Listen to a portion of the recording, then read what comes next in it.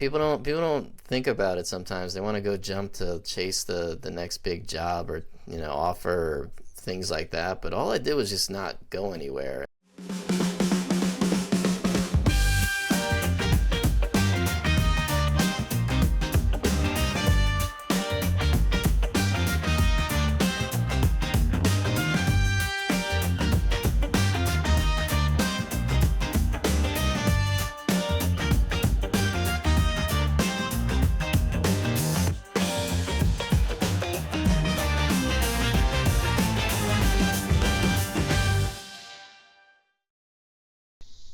All right, we're live here. It's Michael Beck and Mr. Chad Horn with Think Tank GTM here on ChatGTM. I don't know what version or number episode this is, Chad. Lucky number 13.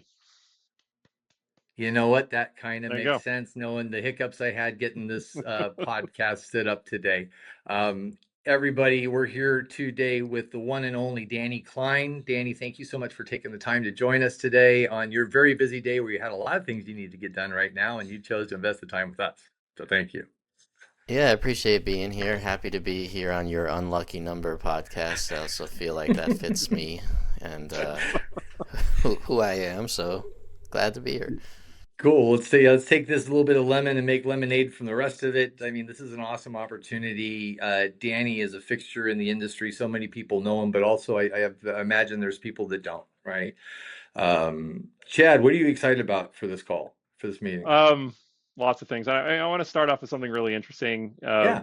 because Danny, you see so much. We see a lot in the world of the tech side of the industry. You see kind of even a broader spectrum of things. So, thinking, recent memory, what's one of the craziest stories or most interesting stories you've come across in your work? Ooh, man. Playing hardball. Yeah, craziest stories. So are we talking like That just you're allowed to share.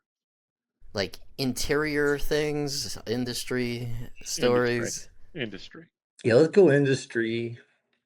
That's man. Trying to think back. God. In the last 12 months, let's bucket it. Last 12 months, what was something that pops to mind immediately that wow, that was a surprise. Well, let's warm into that one. I have a different question. I gotta think on that let's one. talk about the industries like fast casual, quick service, fine dining. Who's winning right now? Ooh.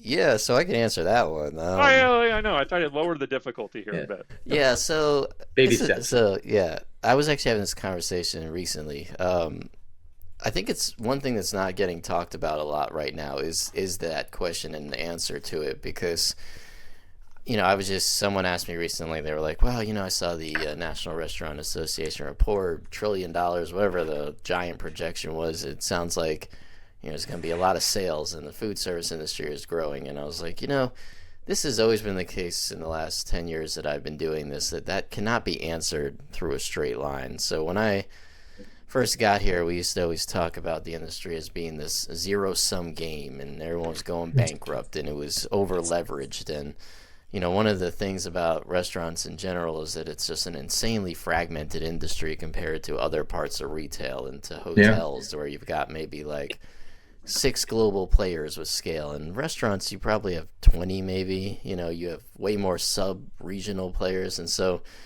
you end up in this situation also where the barrier to entry is so much lower. You could get an Auntie Anne's in the mall for $400,000, right? You want to open a hotel, you probably need $15 million, right? Easily, So you were always going to have traffic problems and guest count problems. It's just a nature of supply and demand and trying to figure out what you can and cannot control. And so years ago, we would say zero-sum game. You got somebody opens, somebody closes. That was kind of what was happening. There were a lot of bankruptcies and things in that nature. And then there was also a lot of fast casual growth. That was the big story around like 2010, right?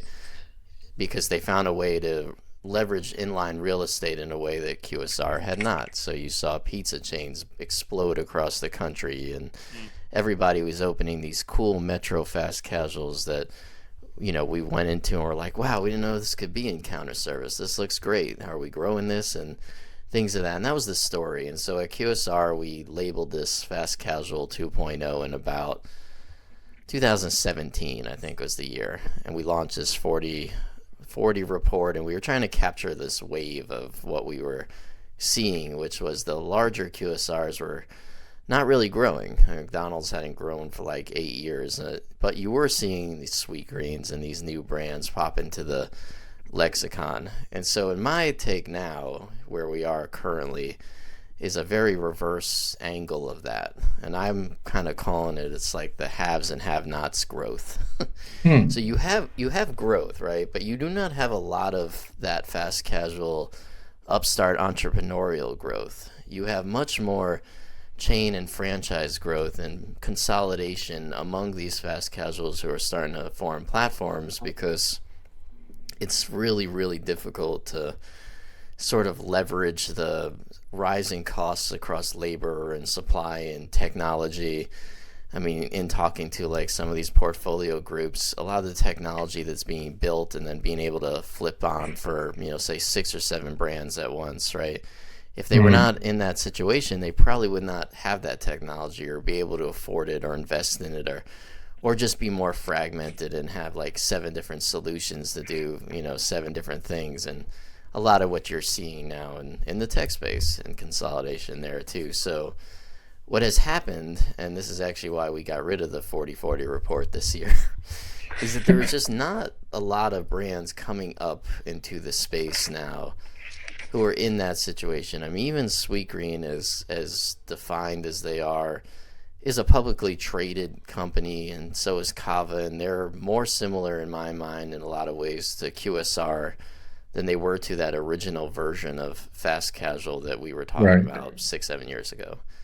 And so I think the growth is coming basically from the top, right? And you're not seeing that much like independence and new brands and people striking out on their own to involve new concept development. So that is what I think is winning, is this consolidating form of the middle, and there isn't a lot being on either side of that, if that makes sense. So I think you're going to see the big get bigger, the Domino's of the world and McDonald's, who are launching these 50,000 unit projections into the atmosphere and stuff like that. But what I don't think you're going to see a lot of in the near future is that kind of story that we had in our industry before, where it was a 5-unit chain who blew up to 200 units. I think that is very, very, very difficult to do right now. Not saying that tide won't change. I just don't know it's as much a part of the conversation at the moment as it used to be. They'll probably come from a pedigree, like a Danny Meyer or somebody that's already done it before, right? That has a background, the backing, the pedigree and history to do it, right? It's the solo independence they're trying to do. It seems like it's really a tough play for them now. Right, and those brands are, to me, feel more like maybe you would call them QSR plus than fast casual. Like what is fast casual right now? I don't fully know that it has a definition to the point that it originally was meant to be. Yeah. So like Shake Shack, again, you want to talk like the epitome of fast casual, right? I mean, they're opening drive-throughs all over the place, right? They just launched a combo meal this week for the first time. And so we're coming closer together as a counter service segment than we are growing further apart, which was kind of the point of our 2.0 movement there in 2016, was to actually identify the opposite reality, which was that we wanted to connect like-minded peers on the other side. But there's just becoming fewer of those now. They are becoming more like the big guys than they used to be. It's like we're all sort of selling out, but it's not necessarily a negative in my opinion. It's just the reality of the QSRs themselves got better. The technology, I think, is the main disruptor there in terms of giving some tools to smaller brands, and then also, again, that portfolio leverage of having that ability to have collective scale. And that's what I think is happening, is the haves and have-nots. That's what at least that's my lame way I'm describing it recently. I recently saw, and I can't remember what salad brand it is, I feel bad, but it was like $1 billion, $2 billion valuation. Yeah, Just Salad, right? So Just Salad just opened a drive-through too. So right? That's where we're at. Is the QSR principles exist across all sides of the aisle. Mm. The old days of Chipotle sitting there going, "I'll never open a drive-through." Right now, there's over 1,000 of them, and that is a consumer perception change and the ability to actually go after that. And then parts of the COVID overflow, but then it's just different. Times have changed, and you can do both things and do it effectively. So hey, let's change a little direction here. We'll come back to what was the craziest thing you saw question, maybe close to the end if we get to that. Crazy, unexpected, Yeah, kind of like but throw you for a for the loop sake kind of stories. the sake of this part of the conversation, because I was doing some research and trying to figure out who Danny was before I got on the call, and I didn't know that your background is in sports writing, right? As a sports journalist, is that what you call it? Like the places you were previously? Flailing, mediocre sports writer. Yeah, that was my sort of vision of my future as a college student and where I was trying to head, and then really, I guess, live up to, I think, what my father thought I'd be really good at. So I went into that world pretty hard in college. And then, I did that for, I don't know, 11 years or so in different parts of Florida, mostly in North Florida, and then somewhat in Daytona Beach there for a minute before I got here. But we're like St. Augustine, like that way? Yeah, St. Augustine was my first real job out of college, and my boss at the time, he was really great, told me, like, he just wants me to be here 2 years. Like, you spend 1 year figuring out what the hell you're doing, and the second year you actually go and do some of that stuff. And I was there for almost 7 years, so I don't know what that says about me, or if I just really liked it there. I think a part of it was just it was a tough. 2008 was an interesting time to start your career. Yeah, exactly, right. Especially in media. I got there, and 2 months later, I got a 7% pay cut along with the entire company, and never went up. And then I made that 7% tiny amount of money for 7 straight years until I went to Daytona Beach for 2 years, and and ended up here because I was theoretically getting laid off. Our company had been sold to a larger company who was outsourcing our production to Texas, and I was part of the team that was getting outsourced. So I was given 2 months kind of to figure it out, and in that 2 months I found this job, but ended up getting rehired there. But at that point I was just like, you know what, I probably should leave, considering you just about laid me off for nothing. So it doesn't seem like I have a future here that's worth investing in. So I got into the crazy world of restaurants because my wife had sent me that job it was FSR magazine at the time. Yeah. And I was just like, sure, sounds good, whatever. And what was your role then when you was you were a journalist for them, or what was kind of what was that starting point there? At FSR? Mm-hmm. Yeah, I was associate editor. So FSR is our full service publication. So it's basically QSR, but for sit down restaurants. Mostly independents at that time. It's evolved over the years. But yeah, I was kind of like the second editor. So we used to have one editor and an associate editor for both magazines. That was like our structure. And then a year and a half into that, we realized that, the internet existed, and we should probably make somebody on top of digital. And so I got moved into this digital role that we created for me. And they were like, well, he worked in newspapers. He was a sports writer. He's probably fine writing 30 things a week, even though, I really wasn't. But my dad was like, look, if they're going to, I'd been there a year and a half. So he's like, if they're going to offer you a new job and they're going to sort of promote you, like, if you tell them, no, you don't want to do this, they're never going to ask you again. So just go do this job that you don't want. And it ended up being great. It was one of the best decisions I made, because for starters, it got me onto the QSR side of things, which I really ended up loving. And then the digital turned out to be, the growth area of our business. Yeah. So we set that up as like we probably should do this. And then suddenly within about 2 years, that was where everything was happening, and I was in charge of it.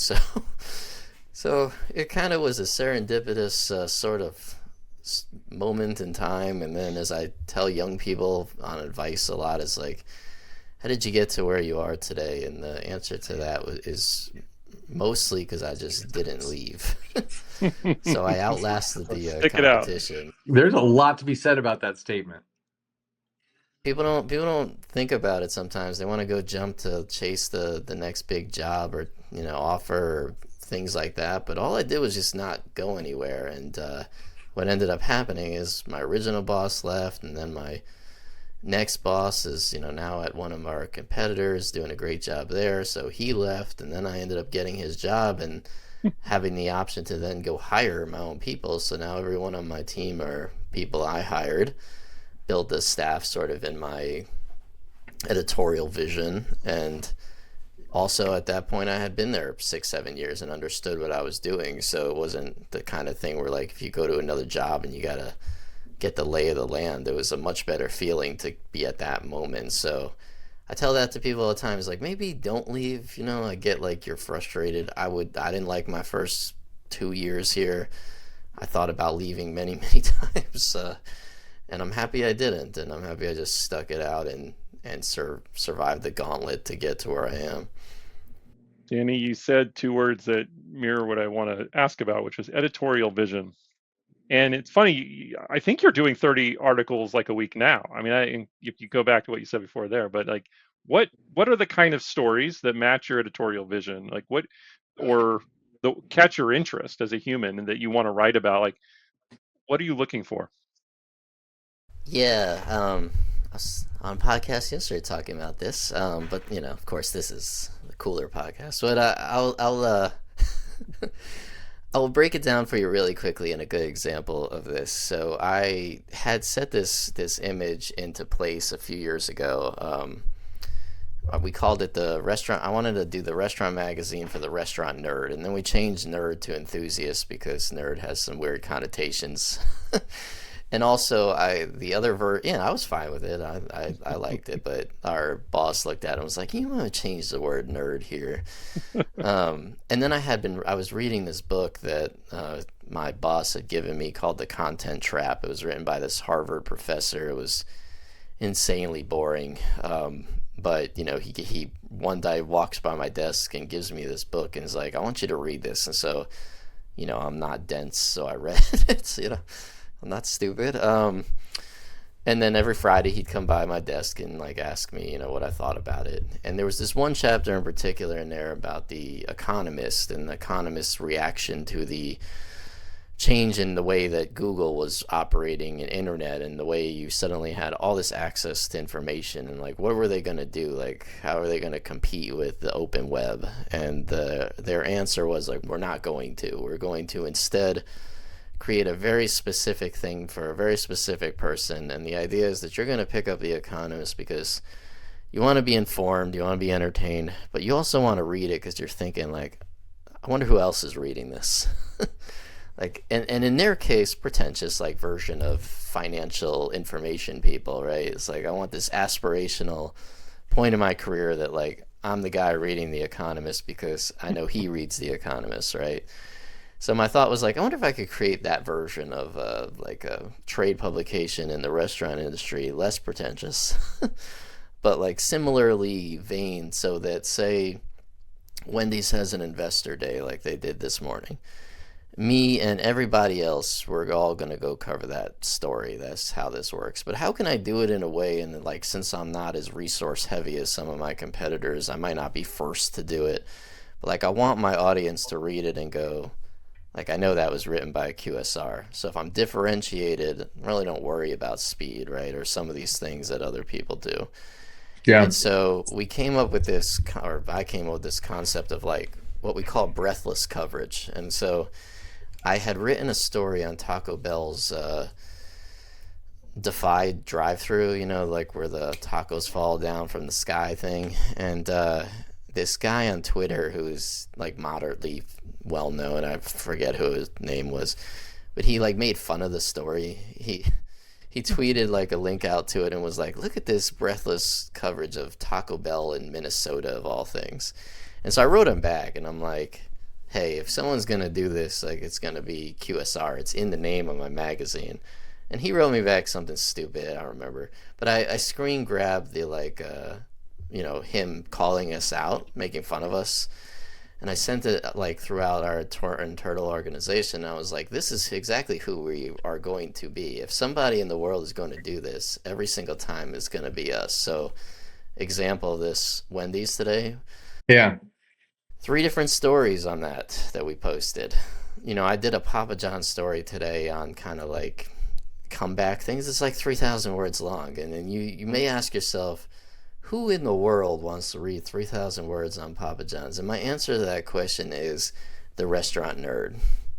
There you go, right? So I love that. So I don't care if so my brother one time, he reads this KFC story I wrote. And he like messages me and he's like, I read 2 paragraphs of this and I had to stop. And I'm like, okay, so I did my job. I don't want you to read it because my end user is not the person eating at KFC. Like, sure, we'll post press releases about, chicken nuggets or whatever. Right. But, like, this is not who that's meant for. It is meant for the person who cannot get enough restaurant coverage. And so if they don't read all 3,000 words, cool, whatever. I'm still going to give it to you. And you're either going to read it or you're not. But that is going to be the definition. So, like, many years ago, Inspire Brands, I had done this, like, story on them. And they reached out afterwards and were just like, that was very thorough.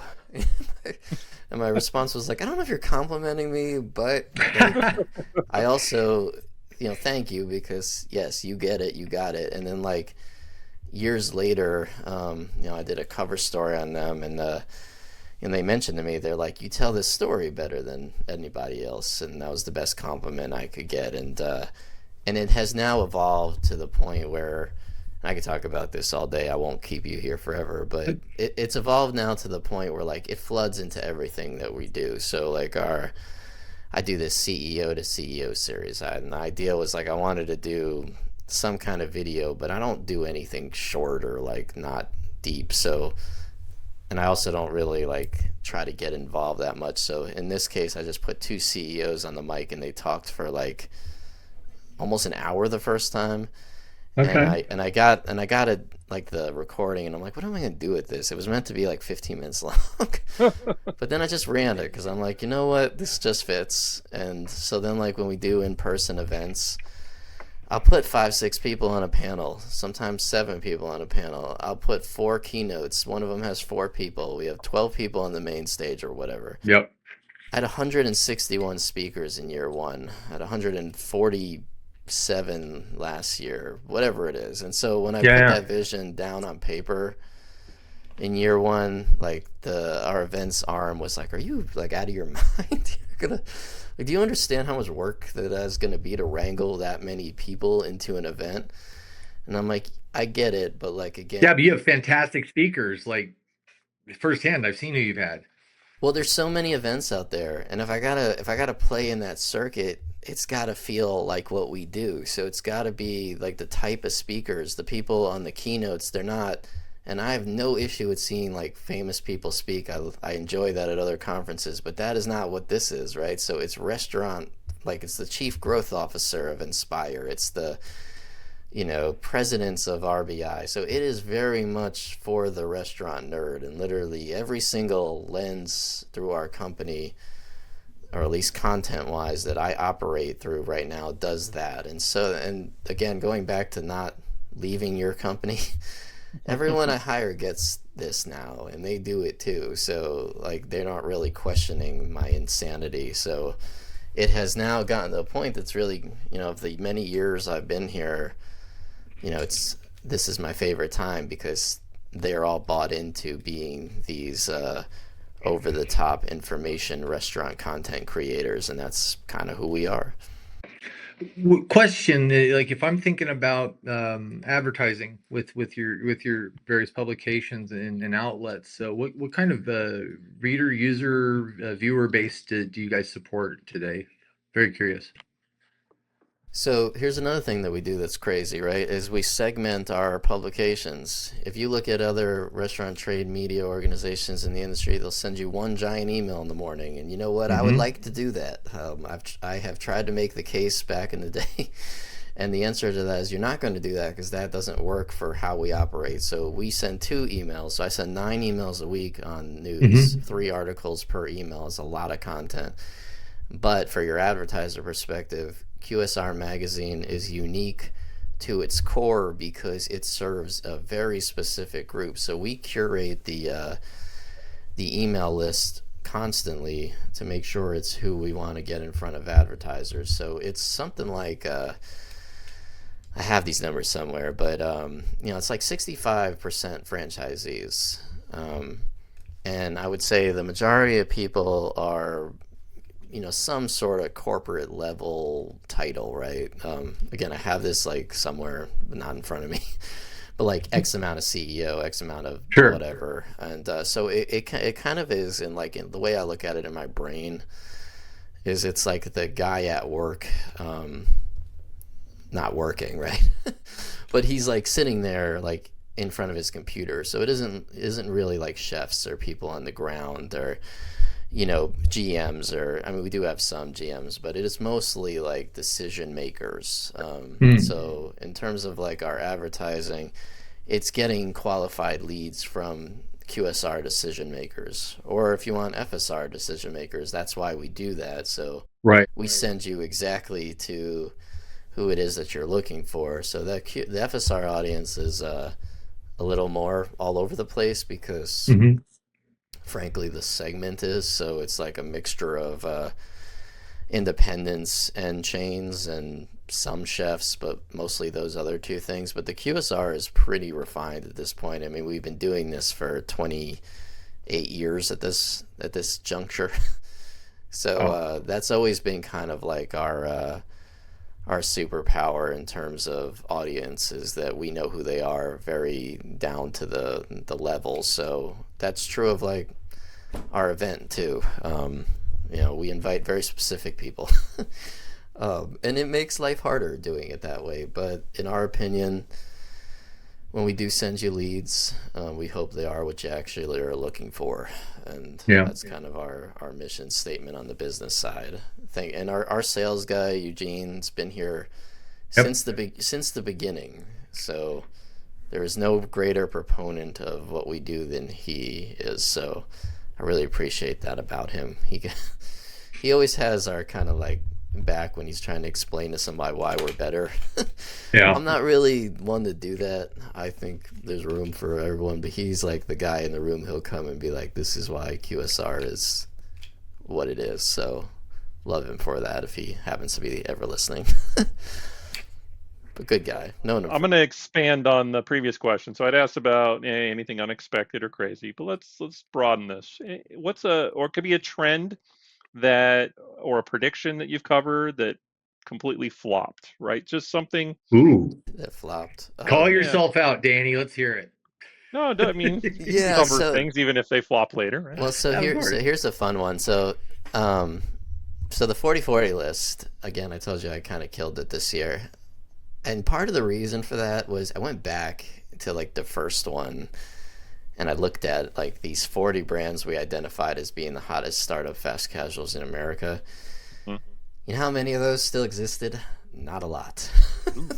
Really? Not only did they not, like there were hits. Kava was on there and there were some other good ones, but there were a lot of misses. And it's not like we did anything wrong. They were hot at the time. Again, just kind of speaking to like, but like I went and I looked at like a few years, like 3-4 years like into it, and I'm like, we told people these were all growing. A lot of them are gone. And I wouldn't say that was like anything that like we did personally, that we just were trying to capture what was happening. But yeah, those lists over the years, when I look back, they did not turn out to be who you hoped they would be. And that's you put 40 brands on there, what do you think was going to happen? But yeah, I would say 60% of the ones on the first list were either out of commission or didn't grow at all. Well, that just tells you how volatile restaurants can be. You can have all the winning conditions and still not hit. Exactly. Yeah. That's the trouble with lists in general. I think when you read them on the internet, that you have to understand that caveat. Like you're this should be a prospecting journey for you as a reader to be like, oh, this looks cool, and go look into it more. But like, there's no hard and fast like best restaurant lists.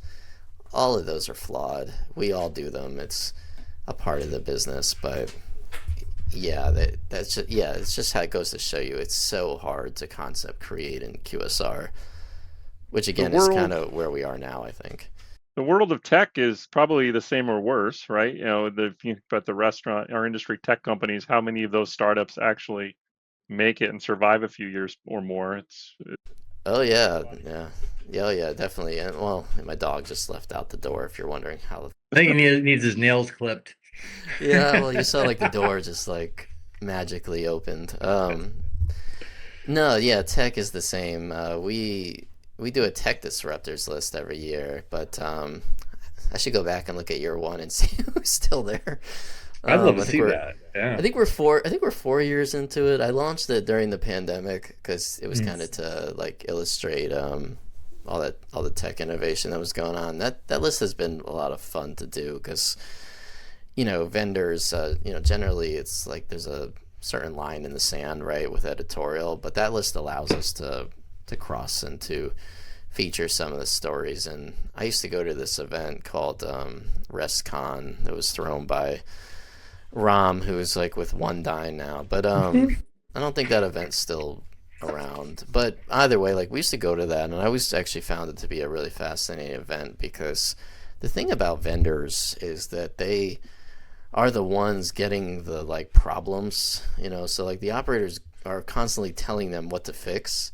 So they're actually among the most insightful people in this business. If you want to like figure out trends or what's going wrong or what's going wrong for other people, that's really like tap that resource. I tell that to like operators a lot in conferences, is that it's like they turn their badge when they walk through the vendor halls and stuff, and I'm like, you know what, like I get it, you don't want to be sold.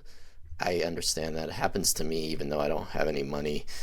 But like if you have a problem, like, and even if you're not going to go sign up with this like POS company, but you just want to go talk to them, like just start that relationship. You are leaving a resource on the table that you really shouldn't, because other operators, are going to help you to a degree, and it's great to build that tribe. But like, go ask a vendor what's going wrong. You're missing out on not doing that. So like, Yeah, I think vendors are a victim of their own intensity, right? If they go too hard at it, now the operators have shields up and they're resistant to the conversation because they know I want this conversation. It's not the 20 after this I wasn't asking for, right? That right. invariably comes with the waves of messaging. Um, what are your thoughts on because you mentioned shows and you have your own show coming up, and I want to talk about that in a second. Um, there's so many shows out there, so many events that people are looking at. There's so many say you got to be at this one, and then if you're the smaller guys, you look, you're like, wow, that's a $20,000 for a 10 by booth, right? And this is something we're hearing a lot, right? In fact, I wrote a little something about a week and a half ago that might have ruffled some feathers because I said there are people being creative and hoteling in the lobby for not paying the I event to get in. But what's your I read opinion that. Yes. on costs, right? Yeah, I did read that comment. I Yeah, mean, I it put in happens. a caveat right after because somebody called me out going, "That's not ethical." I'm like, "Okay, this is not the belief of, but I have observed the following." But yeah, what are Hmm. your thoughts there? Right. Yeah, you were called out by an event organizer, by the way, which I'm sure you know. I know, yeah, Yeah, I know him, of course. yeah, yeah, Well, the lobby surfing topic that you mentioned in yeah, particular, yeah, that happens to us. You know, it's happened to me with like operators too, in addition to vendors. And yeah, yeah, it's not something any of us want because, of course, it's the type of thing that the other vendors don't like. That's the what it boils down to, right? sure. Do I have an opinion of it beyond that? I'm not. I'm usually just worried about the programming, so I let other people deal with that. Yeah, But yeah, it's not ideal because of that reason. You wanted them to sponsor because events are very expensive to put on. The fees of the hotels and all that kind of stuff. That's the reason we have sponsorships. We're not trying to gouge not cheap. people.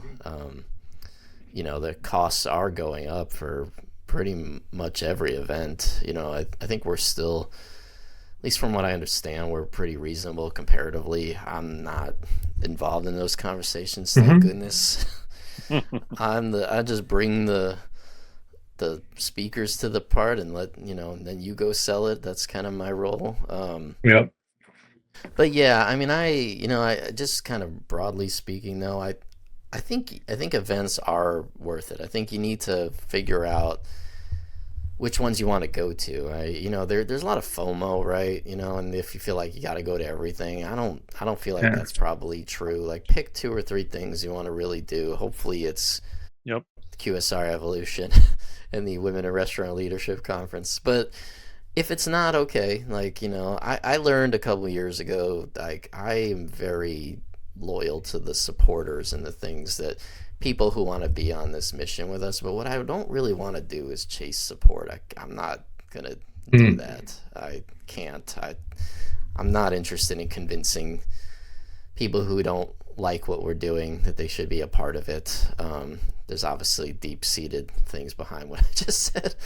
But yeah, I want to roll with the people who believe in our mission. And there's thankfully people who do. And so for me, I think conferences, you gotta look at them again.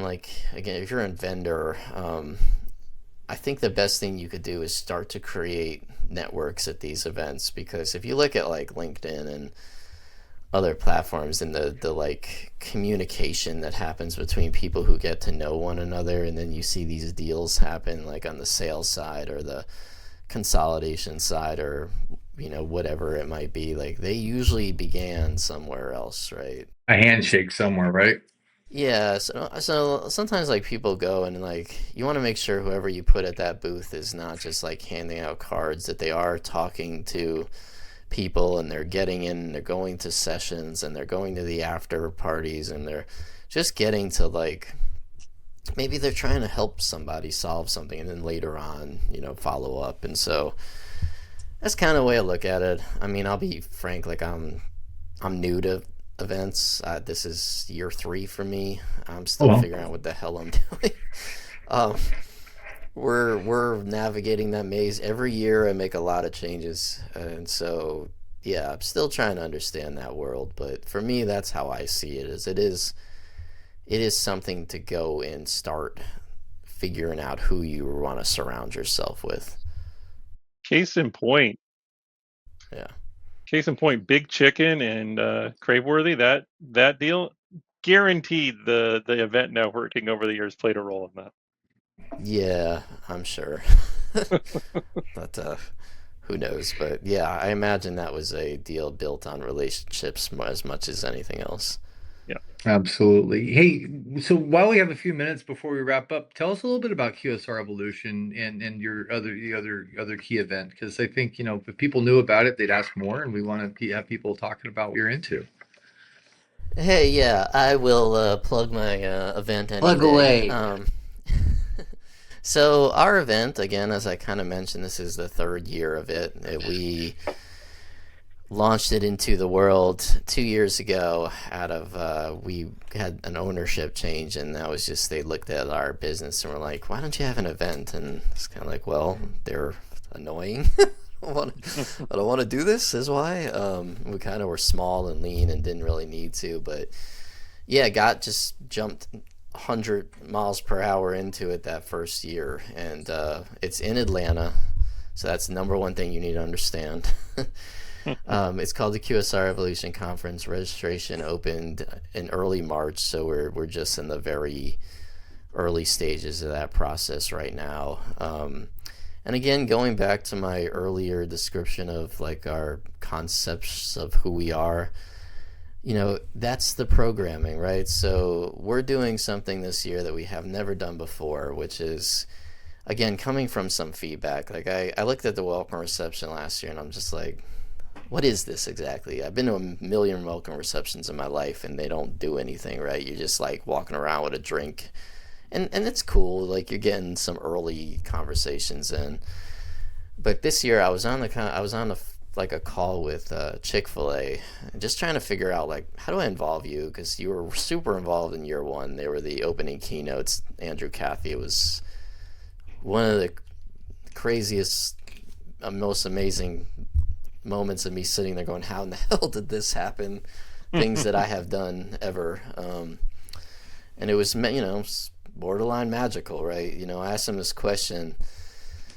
Like, the first thing I asked him, he spoke for 11 straight minutes, and the whole and the audience was like dead silent. It was like you could hear, like, I could have, like, moved my leg and I'd have heard it.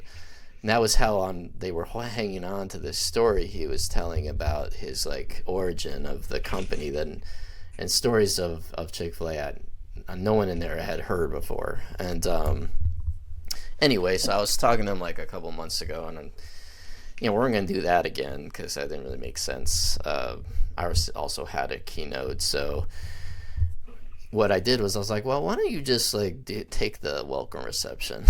I'll just give it, I'll give you this stage in some fashion. We'll figure out what that means. And so we're doing this Welcome to Atlanta with Andrew Cathy welcome reception.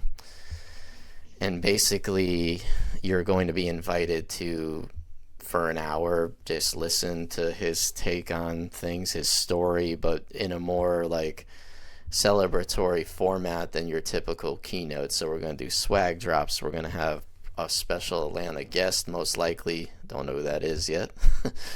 But it's going to be, and then we'll do some like call outs to, like, some food insecurity and things that he's passionate about. And it's just going to be something you're just not normal in terms of on the restaurant circuit, conference circuit world. You don't have that opportunity, and that's just the welcome reception.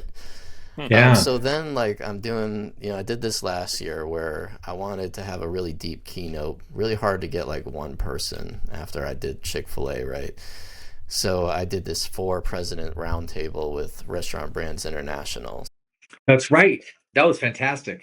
Yeah. So this year we're doing something similar, but with Yum Brands, and we're focusing it on marketing in particular. So it's like the global CMO of Taco Bell and Pizza Hut and Habit Burger's CMO, and then the VP of brand management at KFC. And so we're going to really focus it on just like reaching the customer in today's day and age. And then we're going to have the Whataburger CEO do the second keynote, and then the third keynote is the CFO of Inspire Brands. So you see, like, our whole concept is like this: if you were a restaurant operator or a vendor or someone who's deep into this space, like, this is the content event. I run 5 tracks simultaneously, which year one, I would say the number one complaint I got was there's too much like happening at once. I can't go to all these different places. And we're sitting there, and like our events team is like, all right, okay, well, what do you want to do with that feedback? How are you going to fix it? And I was like, you know what? Not a problem, in my opinion. That is something that I will say is a problem, but as a marketing good thing, because I don't view that as being an issue. If you can't figure out where you should be at once, I've probably done a good job. So we're doing that again. It's 5 tracks at once. It's 140 something speakers. So I do fireside chats. This is a specific track that goes throughout the entire conference, which is unique to us. So like I basically have like 17 keynotes instead of 4, and they go from the CDO of Wendy's to Subway. Chick-fil-A will have someone doing that as well. We'll have I think Blaze Pizza CEO, the Freddy CEO, Firehouse CMO. So really my whole like model is just, I'm going to just slap you in the face with restaurant content. I'm going to call it as I see it. It sounds like you're doing like an NBA All-Stars game. Right, yeah. Like it's all just the Air Jordans of the world getting together in one place. I mean, what I'm hearing is a lineup, right? Like a real lineup.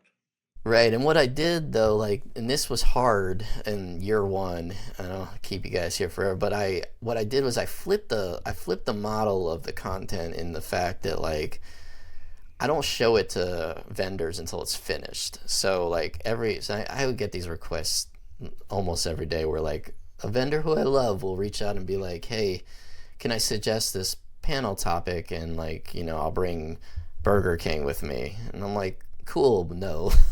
Sorry, that's just not what I do. And again, it isn't that I have a problem with that model. It's just that I knew it was already out there. So I was trying to do something differently. So we roll the reverse way where I set all the content, I set all the speakers, I pick all the agenda topics, and then we send it to the vendors if they want to sponsor the tracks. And it's interesting because like sometimes there's friction where they're like, well, I want to do that. Like I wanted to bring my like clients. But like, so a really good example of this is like last year DoorDash, kind of did that, right? They came into the delivery panel after the fact. I had set the people on there.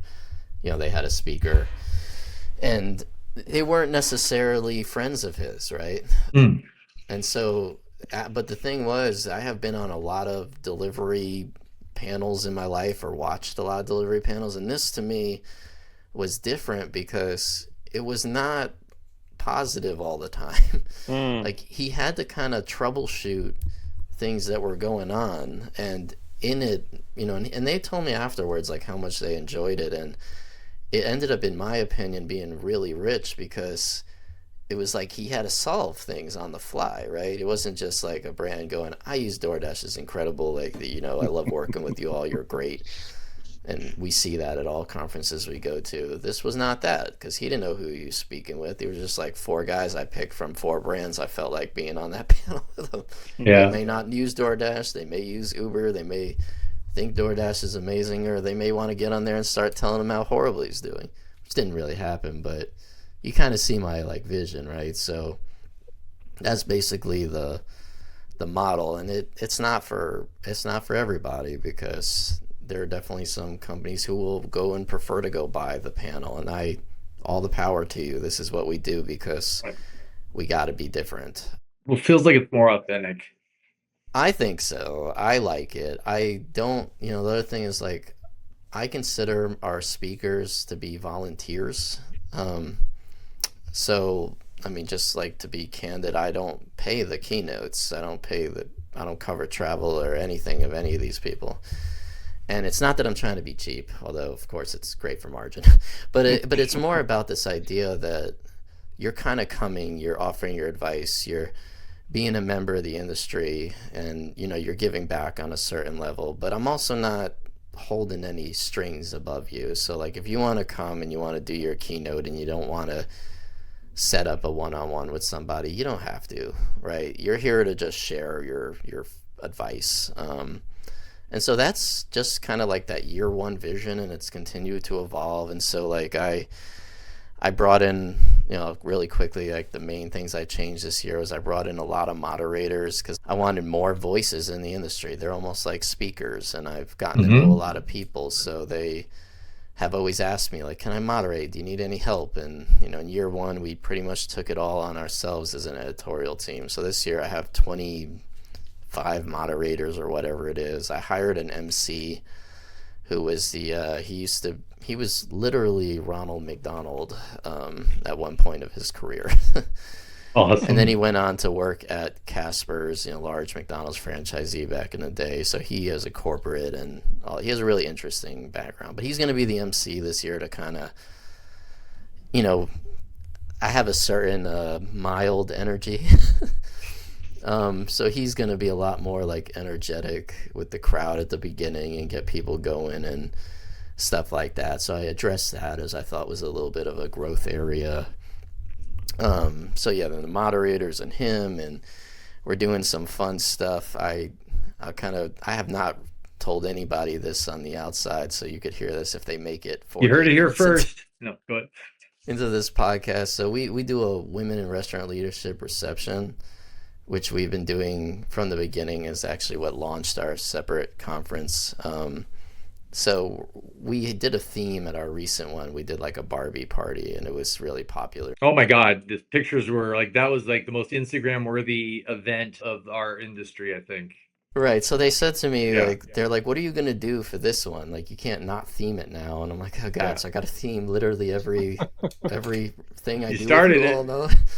which Yep. is fun. Like, yes, I Yeah. will theme it for you. So I'm probably gonna do like a murder mystery thing, where basically it's gonna be a who Death killed on the Danny Nile, hour. like I'm gonna be the one that gets murdered, and so like you'll have 4 suspects. They'll be the sponsors of the event, along with So maybe a fun. couple members of my team, and we'll that's so do like, fun. and my MC is gonna be the butler. So I've been sketching this out for a couple days of like, what in the world does that even look like? So which other restaurant conference you going to with a murder mystery women's networking hour? This Love is it. the only one. But then we're going to do a speakeasy in the basement because just to give people something to do. So we're doing a lot of different things, but at the end of the day, it's kind of the same vibe, which is just so much content over a course of 2 days in Atlanta. So same hotel as last year. Yep. I will probably change that next year, but I'm on a 2-year deal, so They're going to renegotiate. Yeah. yeah, it's Um, fine. Hey, as we wrap, I mean, this is we got. I know you're tight on time, and to wrap this up, but something really, I think that I really gravitated to when we were at your QSR Evolution event was the whirl, right? The women's in restaurant leadership and your commitment to that. I've got a wife that's entered the hospitality space. I love there's a tribe of people like Amy Hahn and Satine owner out there and others that are helping, really empower women. And you just share a little bit about that mission, because I think there's something so significant that you're doing there that's really a very serious topic. Yeah, I could talk for an hour alone on this. Well, we can come back on that for sure, but I just want to plant a seed because this is Yeah, something really no. freaking So cool. this has so if just to kind of give you like a quick picture of how important I feel like this has become, or at least how much it's kind of humbled me at moments, is like at QSR Evolution last year, which is a 1,200 person event. Yep. Who knows how big it'll be this year, but a lot of the women who met at the conference we did in Nashville a few months before that, they were like just hanging the whole event. So I would see them, there'd be like 20 of them or so. They go to dinner, they have lunch together, they navigate the conference, they go to sessions together, and you kind of think about like what was the point of launching that, and started to create that community, and now you see them helping each other through the chaos of like a giant conference, and it was very, very cool to just sit and like see that from a distance. But the very elevator version of what happened there is it started at the QSR Evolution Conference as a networking hour, which is, as I just revealed to you, going to be a murder mystery networking hour this year. But it was something that I did because I was doing a panel that just got really popular really fast, and I didn't know what to do with that many speakers at once. And so I asked them, I was like, why don't we do this networking hour? There's no real structure to it. It sold out for like very fast. It was the first thing that sold out, and it got to the point like when it actually began, a lot of people just thought they could like walk in with their friend, and we had a bouncer at the door because we just weren't allowed to have more than 150 people in this room. And so people were getting like upset with us, and so they were coming up to me in the event saying like, here's what you did wrong. You didn't put any programming. You didn't like the too many men in here, and on the expense of like I can't have my friend here, but he can be here. And I'm like, what was I supposed to do? Put a gender checkbox on the door? Like, it's not really feasible. So a few weeks later, we were planning for the following year with the CEO, and he's like, well, what do you want to do after QSR Evolution was successful? Like, what's your next idea? And I was like, well, I had this networking hour that was like really popular, so how about I launch a separate event, because that's basically what they were asking me to do. And so I emailed or reached out to a few of the women who were the ones who were complaining to me on site in Atlanta, and I was just like, why don't you help me form this board? So I formed this board, we launched kind of the concept into the world, and then all these people started to come to us about it. Can I be on the board? Can I be involved? And it was just super organic. And then next thing I knew, my board was 40 people. And we launched this event in Nashville 2 years ago, and we did it in 5 months. So we had literally one hotel give us a bid, because it was such a tight window. And the hotel was not equipped for a conference at all. It didn't have audio in the hallway. It had never had that many people in there. It was this amazingly cool Virgin hotel in Nashville, but like so it was kind of like romantically messed up, right? Like we didn't know how to, like I was walking through the hallways with this cowbell to try to get people places because there was no microphones. And so it was 300 people and 296 of them were women. And it was such a unique and crazy thing that so I was able after that to make the business case to our company to like, let me launch this as a separate vertical. And in doing so, let me hire Satine, who was an intern of ours, to go run this because optically, I can't run this. Yeah. I am proud to have gotten it off the ground and that it somehow came from my brain, but this cannot be run by me. Like, it just can't. It doesn't make any sense. I can't be the guy having the conversations with all these women who are constantly coming to us with ideas. And it's the only product I've ever had in my life that I've worked on that was about harnessing the interest rather than generating it. And so her job was basically like, hey, Satine, I'm going to hire you to listen to the board of 40 women and to hear all the feedback from all the people who want to be involved. And so that's what led to the programming and the agenda of the second event was just here at the end of February, also in Nashville. Went to a bigger hotel. We had the Barbie party. It was literally 7 degrees outside and had snowed the Tuesday of the event. And we were freaking out if anybody was going to come. But people found their way there because people are insanely passionate about it. We shut the registration off 45 days in advance, which we never do because we just could not fit any more people. And that's a good problem to have. Yeah, I wish I had that problem elsewhere. But it has become probably the thing it's like my passion project because it's just such an amazing and Satine has done such a great job to being that center of gravity for everybody. She's done exactly what I hoped she would do and so much beyond that it has. I love it. I don't know where it goes. It really, like, we're gonna try to not let it get too big because it would lose part of what it is. It is really meant to be like what I told you in Atlanta. Like, you have to be able to find people, and if it was 2,000 people, I just don't know that it would feel that way. So right now it is just like us sitting there going like, what do we do with all these people who want to be a part of it? And it's an amazing spot to be in. I wish that was always the case, but it's not. It has been crazy. It's been great. And everything that you see there in terms of like what it looks like and how it's going, we didn't come up with any of it. All we literally do is just hear people out and then go give it to them. Obviously we filter some of the bad ideas, but we listen and then we just say like, okay, well, you wanted like this type of content, you wanted financial acumen content, here you go, here's the speakers come off the board / like people like Amy and those who are ambassadors of the movement, right? And so it's all just flowing right to us and we're directing it, and it wasn't perfect. Nothing ever is, though, right? I mean, sometimes it's the beauty and the flaws. Well, it keeps getting better. And year 2, to me, that was the most fun I ever had at a conference, regardless of anything we're going to get better at. But I had a crazy amount of the Barbie party was, I mean, when did you think that was going to happen in this world? Never. Yeah. Well, we do have to wrap up, but congratulations, man. That is amazing. Like, I just love that for the female professionals in our industry that have a place where they can have more than equal footing, more than just to say that they own and control and actually can focus on pushing the careers and success of other women collectively. And I love that you're making that platform for them, especially anybody who has a daughter or a wife or a mom that you think about, right? Right, and I have all those things, so So kudos to you.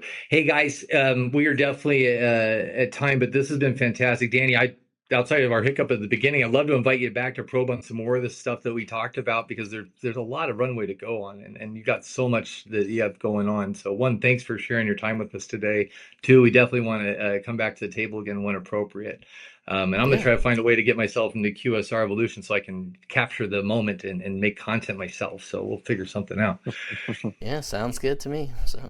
All right. Danny. Well, hey, thank you so much. Have a freaking awesome, amazing day. And then we'll make sure you get all this stuff too. But everybody, please, if you're interested in any of the work that Danny, his team are doing, Satine, Women in Restaurant Leadership, I highly encourage you check them out. It's not just a show, it's about doing something different. And that's what Danny's been talking about the entire time, is they're not cookie cutter. They're not selling to the highest bidder.